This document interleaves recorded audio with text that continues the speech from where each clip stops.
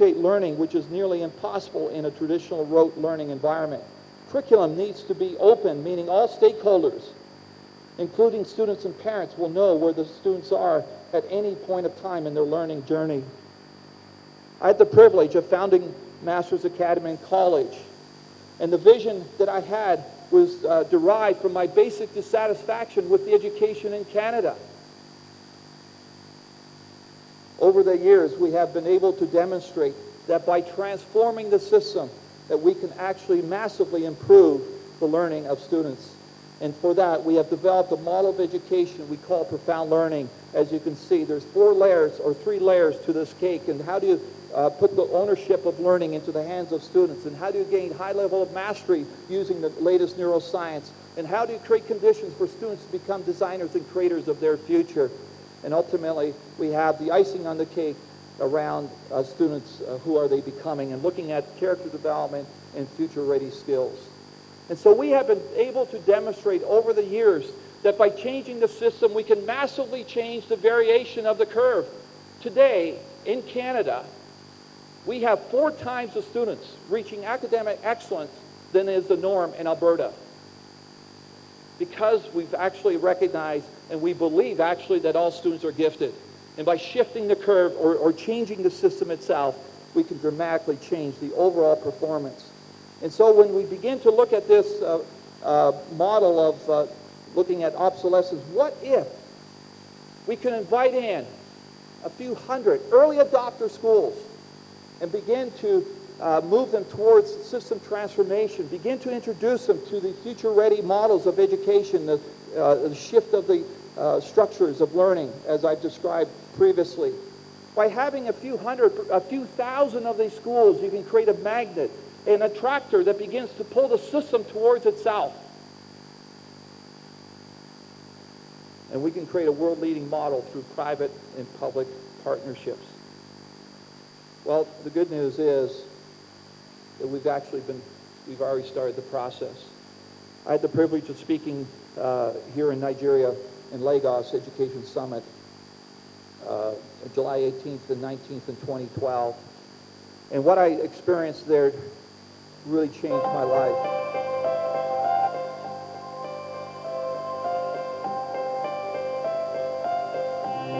And let me challenge you, if I be so bold, and you don't have to invite me back, but let me say this in the kindest way that I possibly can. Do you want to be the best of what's obsolete?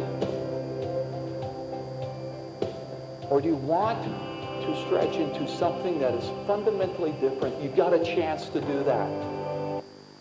And so that message we've taken back to Nigeria. We were looking for these imaginal leaders, these people that actually have the abilities to see the future. And I've been told my time is up. And let me just conclude by saying we came back looking for these leaders, and we found them. We found them, and we began to work with our leaders. We came back in November. We had our first transformational workshop working with Incubator Africa in Lagos. And from there, we came back in February a month ago, and we started training 70 teachers. And we are launching these imaginal early adopter schools to become the leaders of educational transformation and reform for Nigeria.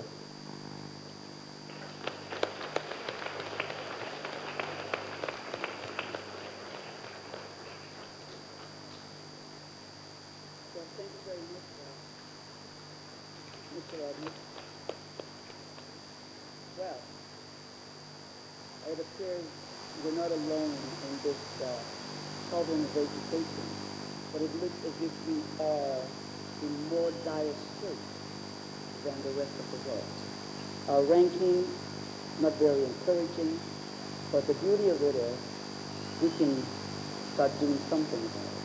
And that's why we're here today. That's why we're here the next 3 days. Now, what I'd like us to do is for us to react a little bit to what Tom had just shared with us.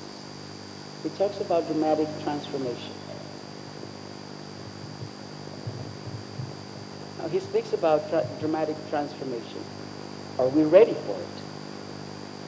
can we afford to scrap everything more or less that we've been doing because it's obsolete, and then build a new future for this nation and our children? And I'd like to call on Professor Farouk to give us his thoughts about what we need to do if we're to go the way that Tom has advised us. Thank you very much. Thank you very much. I think I'd like to focus on one aspect of Tom's presentation in terms of the transformation of education, focusing on the curriculum. In Nigeria, I've always argued that we have good policies. Our curriculum is theoretically sound compared to other curricula in other countries. What is lacking is transformation, the ability to implement the policies and the curricula that we have designed for our schools. Now, one way to transform or just focus on the curriculum is to look at what constitutes education. We can focus on the acquisition of knowledge, which I think for many, many years, that's what we have been focusing on. Through the teach, test, and forget process that Tom highlighted in his presentation. But we're at a time, so that's the acquisition of knowledge. We also need to focus on skills that our students need to develop in order for them to be part of the future competitive, global competitive environment. This, I think, to me, the most critical ones, the most important ones are the critical thinking skills, creative thinking skills, innovation, and so, as skills that we need to focus on at all levels of education, from basic to tertiary, and even the non-formal education sector. But another important component of education is the values that we instill in our students.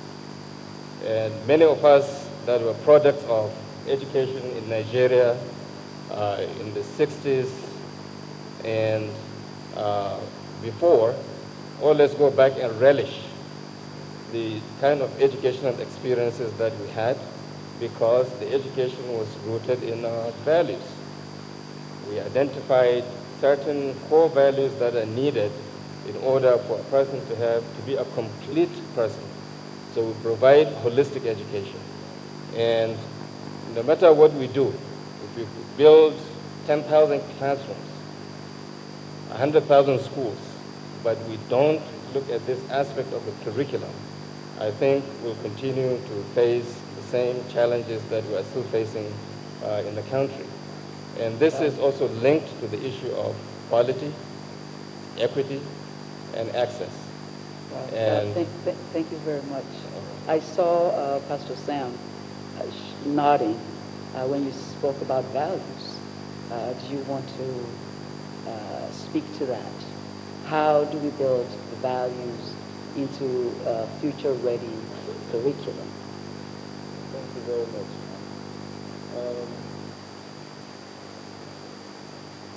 In the first place, from Tom's presentation, he spoke about two approaches to transformation.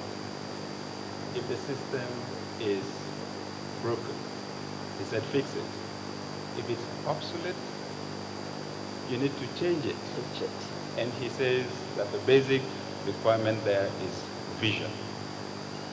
The question I ask myself is, what's the purpose of education in Nigeria? Why should we educate our children? And to me, it's to cultivate the Nigerian that will create the Nigeria that we want. Then I ask the question, then what is the Nigeria that we want?